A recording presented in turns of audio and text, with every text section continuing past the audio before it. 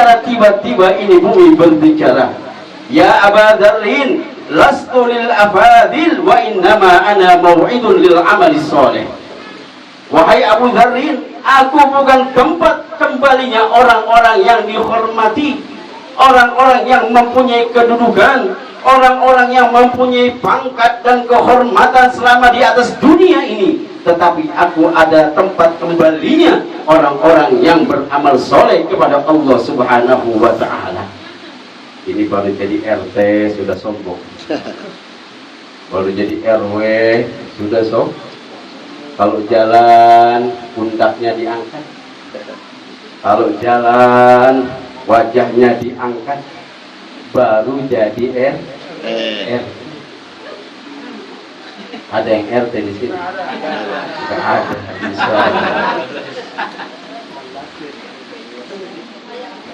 Jadi ini bumi berkata yang demikian, bahwasanya bumi itu tidak menerima, bukan tempat-tempat orang yang mempunyai kedudukan, kehormatan, tapi tidak cinta kepada baginda Rasul dan mengamalkan dari apa yang diperintahkan Allah dan Rasulnya Sallallahu Alaihi Wasallam. Ini bumi akan mengadab kita nanti ketika kita berada di alam barzakh. Na'udzubillah min dzalik. Wa qala ba'dul hukama, maka berkatakanlah sebagian daripada ahli-ahli hikmah, man arada ayyan jua min adabil qabri ayyulazima arba'ata hisalin. Siapa orang yang ingin diselamatkan daripada adab kubur, maka hendaklah dia itu mengamalkan 4 perkara. Yang pertama yaitu al-muhafazatu ala shalawatil khamsah, menjaga sholat yang 5 waktu. Bukan dalam artian kita itu sholat saja, tetapi tidak menjaga waktu-waktu yang diberikan oleh Allah Subhanahu wa ta'ala. Berapa banyak saudara-saudara kita yang melalaikan ibadah sholatnya, diakhirkan sholatnya, yang demikian tersebut tidak mendapatkan ganjaran di sisi Allah Subhanahu wa ta'ala. Allah Subhanahu wa ta'ala menyatakan dalam satu firman-Nya, fawailul lil musallin alladzina hum an sholatihim sahun. Hafalkan ayatnya. Tapi kenapa lebih patuh dipanggil bos daripada dipanggil Allah? Ketika adzan berkumandang, hayya 'alas shalah, jawabnya bagaimana? Kenapa dijawab la haula wala quwwata illa billah? Ketika adzan berkumandang Allahu akbar, Allahu akbar, kita jawab Allahu akbar. Asyhadu an la ilaha illallah, kita jawab asyhadu an la ilaha illallah. Asyhadu anna Muhammadar Rasulullah, kita jawab asyhadu anna Muhammadar Rasulullah. Maka tak kala muadzin berkumandang hayya 'alas shalah, mari kita melaksanakan ibadah salat, maka kita jawab la haula wala quwwata illa billahil aliyil azim. Tidak ada daya dan upaya kecuali Allah Subhanahu wa ta'ala. Artinya orang-orang yang beriman teguhlah, beriman tebalah, yang digerakkan hatinya oleh Allah Subhanahu wa ta'ala untuk menuju sholat. Tapi tak kala imannya dikalahkan oleh masalah-masalah dunia, maka dia lalaikan ibadah sholat tersebut. Apalagi kalau kita sudah haji, jangan sampai hayya 'alas shalah masih nyuci motor. Nanti tetangga kita bilang, itu Pak Haji aja masih nyuci motor. Makanya kalau kita sudah pergi haji, itu ada sebagai apa? Tameng kita. Sebagai apa? Panutan di tengah-tengah masyarakat. Jangan sampai haji sekedar lipstik, sekedar ingin dipanggil Pak Haji. Banyak gak yang begitu? Jadi kampung saya di sana kalau sudah pergi haji enggak dipanggil haji, enggak nyengok dia, enggak jawab salamnya. Kenapa? Haji. Jual apa? Jual tanah. Nanti saya kasih doanya supaya bisa berangkat haji. Mau? Mau tidak? Ya ikutin saya. Bismillahirrahmanirrahim. Allahumma balligh maqasidana ila Makkatal Mukarramati wal Madinatil Munawwarah. Allahumma balligh maqasidana ila Makkata al Mukarramati wal Madinati al Munawwarah. Ini dibaca setiap sholat subuh 7 kali. Kemudian baca li ila fi Quraisyin ila fihim rihlatas syita. Itu 7 kali dibaca setiap sholat subuh. Kalau memang ini tidak bisa berangkat haji, doa yang paling ampuh saya kasih. Mau? Ya, Bismillahirrahmanirrahim. Allahumma ya Rabbana izinkanlah ana jual tanah, insya Allah bisa pergi haji. Serius banget ya.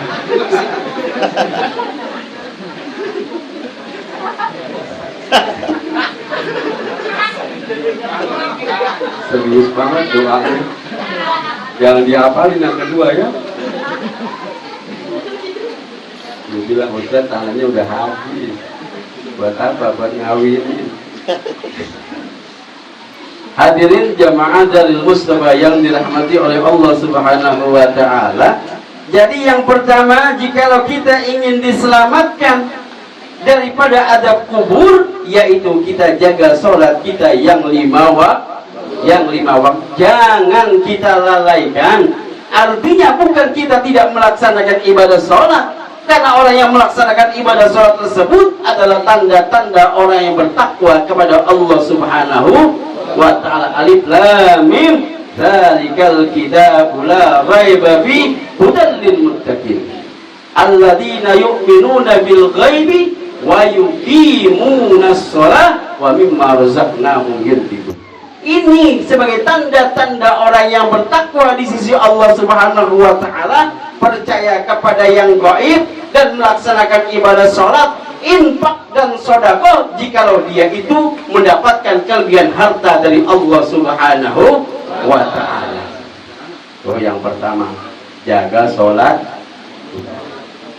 Jaga sholat. Kalau azan berhenti, sholat langsung, insya Allah waktu itu semakin panjang. Tapi kalau kita tidak melaksanakan sholat secara langsung, kita dikejar-kejar dengan yang namanya waktu. Satu. Yang kedua, qiraatul Quran, membaca Al-Quran. Kalau saya tanya sekarang ini lebih banyak baca WhatsApp sama Facebook apa Al-Quran? WhatsApp. Halo? Halo? Jujur. Baca WhatsApp apa baca Facebook daripada Al-Quran?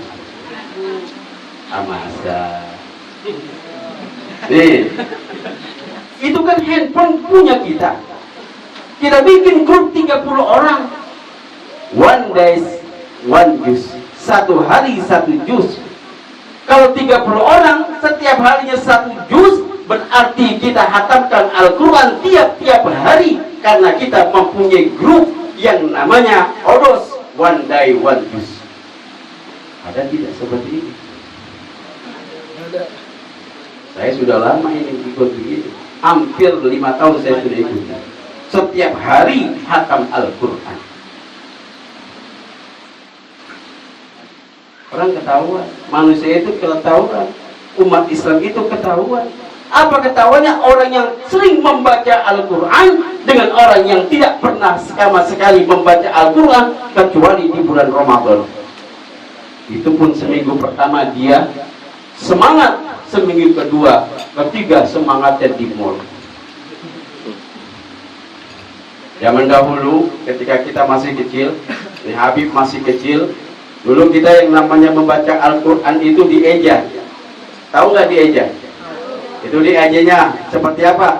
basim bawa bismin lam satu bawa milam dasela bismillah. Udah ada apa perlu di sini? Masih ada? Tidak ada. Sekarang sudah enak, ada yang namanya Iqra. Kita mengeja Al-Quran dengan enak dan lancar. A di atas, A di bawah, I di bapen, U, A, I, U. Enak kita belajarnya sekarang. Karena di majelis seorang guru, mungkin di situ juga ada seorang anak yang nakal, yang agak selengean kalau kata orang Jawa, yang agak bandel sedikit. Ketika dia mengeja, dia mengatakan, ba di atas, bapak di atas, palam daselu, bapalu. Aja begitu. Kenapa? Ini anak agak nakal sedikit. Diajarkan sama gurunya yang benar, dia mengatakan yang demikian karena agak nakal. Biasanya kalau dalam satu majelis dia nakal, insya Allah dia jadi. Dia jadi, tapi jangan nakal semua ya. Nanti Habib kesian sendirian.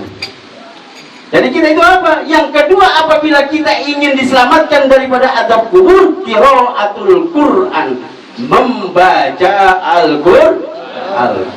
Karena apa? Ketika kita membaca Al-Quran, Al-Quran itu nanti menjadi munisan, menjadi nur di dalam alam kubur kita, menjadi cahaya dan menyelamatkan kita nanti di yaumil qiyamah. Iqra'u al-Qur'ana fa innahu yaji'u yaumal qiyamati syafi'an li ashabihi.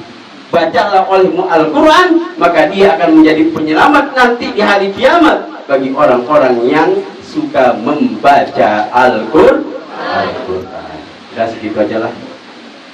Yang dua lagi nanti kalau masih ketemu. Tambah sedikit. Mau begitu ya, kalau ibu-ibu pengen nambah mulu. Tahun suami udah keringetan begini, nambah mulu. Ibu dan bapak sekalian yang dirahmati oleh Allah Subhanahu wa Ta'ala, karena sudah setengah 10 saya pulangnya jauh ke Jakarta. Tadi kan dibilangnya Jakarta. Alhamdulillah, istri saya ada di Makassar, di jalan Kerong-Kerong. Kerong-Kerong apa Kerung-Kerung? Kerung-Kerung. Karena saya bukan orang Makassar, jadi logatnya masih logat Jawi. Ini orang Tegal ini. Ya. Sinten namina? Adi. Andi. Oh, tuh. Saya bilang pakai bahasa Jawa walaupun saya orang Betawi. Orang Jakarta saya. Dulu saya ketemu Habib Muhammad di Gontor. Kalau Habib Muhammad dia agak lebih pandai, jadi 4 tahun dia di sana.